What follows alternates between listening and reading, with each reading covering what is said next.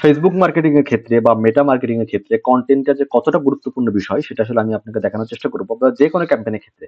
আমি জাস্ট একটা like ক্যাম্পেইনের example আপনাকে দিব আরকি। তো দেখেন এই যে আমাদের লাইক ক্যাম্পেইনটা এটা হচ্ছে আমাদের আজকের রেজাল্ট। এটা হচ্ছে এখন পর্যন্ত আমাদের কস্ট হয়েছে কত? ১.৫২ সেন্ট এবং ১০০ হচ্ছে আমাদের কত? ১১৯ টা হচ্ছে আমাদের ফলোয়ার্স আসছে আরকি। তো এটা আমি একটু দেখানোর চেষ্টা করি ওভারঅল রেজাল্ট এর কথা চেষ্টা করি বা মেক্সিমাম দিই এখানে। তাহলে দেখেন আ এটাতে মেক্সিমাম আছে। তাহলে দেখেন এখন পর্যন্ত টোটাল আমাদের লাইক আসছে হচ্ছে আপনার ৭৬৩২ টা এবং টোটাল ইনভেস্ট হয়েছে হচ্ছে আমাদের $৮৮। এটা কিন্তু randomly কোনো লাইক না। এটা একদম আমাদের নির্দিষ্ট কনটেন্ট, নির্দিষ্ট এরিয়া, নির্দিষ্ট টার্গেটিং এর মধ্যে হচ্ছে আমাদের কিন্তু এই লাইক গুলো আসতেছে। এবং যদি আমি কনটেন্ট এর কথা যেটা বললাম সেটা কেন আসতেছে সেটা দেখানোর চেষ্টা করি।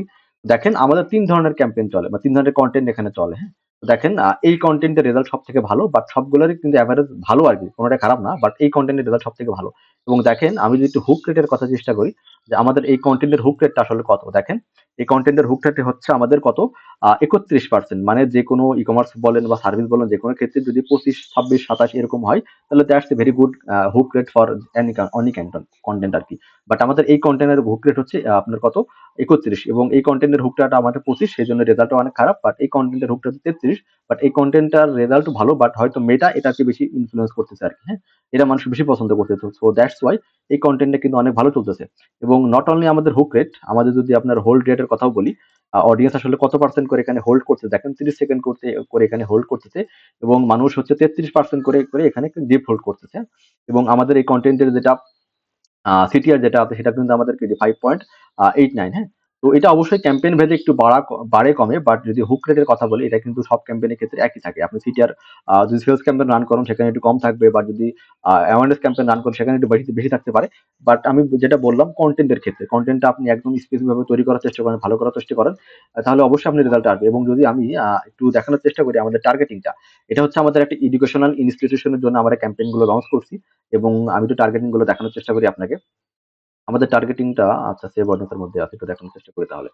তো দেখেন এইখানে হচ্ছে আমাদের যে লোকেশন টার্গেটিং যেটা আছে, এটা হচ্ছে আমাদের বাংলাদেশের যে ভালো, ভালো মানে যে জেলাগুলো আছে তার বা যে বিভাগগুলো আছে সেখানে আমরা টার্গেট করছি।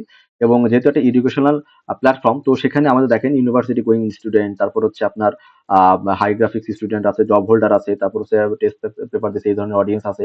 তারপর হচ্ছে বিভিন্ন স্কুলকে আমরা টার্গেট করছি এখানে। তারপরে বিভিন্ন প্যারেন্টস কে এখানে এই যে প্যারেন্টস অল, হ্যাঁ? প্যারেন্টস হচ্ছে আপনার ১৩ থেকে ১৭ বছর যে প্যারেন্টস গুলো আছে, ১৮ থেকে ২৬ বছরের যে প্যারেন্টস গুলো আছে বা বিভিন্ন ঢাকার বিভিন্ন কলেজ, ইউনিভার্সিটি এবং সারা বাংলাদেশের বিভিন্ন যে ইনস্টিটিউশন গুলো আছে তাদেরকে আমরা টার্গেট করছি। এটা আমাদের টার্গেটিংটা এমন না যে র‍্যান্ডমলি আমরা টার্গেট করে ফেলছি এবং কোনো র‍্যান্ডমলি আমরা অডিয়েন্স নিয়ে আসার চেষ্টা করছি। ব্যাপারটা আসলে এরকম না।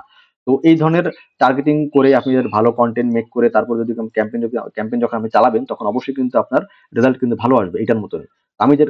আমি আসলে যেটা কথা বোঝানোর চেষ্টা করলাম সেটা হচ্ছে আমরা ক্যাম্পেইনের কনটেন্ট যদি ভালো হয় তাহলে অবশ্যই আপনার রেজাল্ট ভালো আসবে। অবশ্যই আপনি বারবার ক্যাম্পেইনের দিকে ফোকাস না করে কনটেন্ট এর দিকে এবং প্ল্যানের দিকে ফোকাস করেন অবশ্যই আপনার কিন্তু বেটার রেজাল্ট আসবে।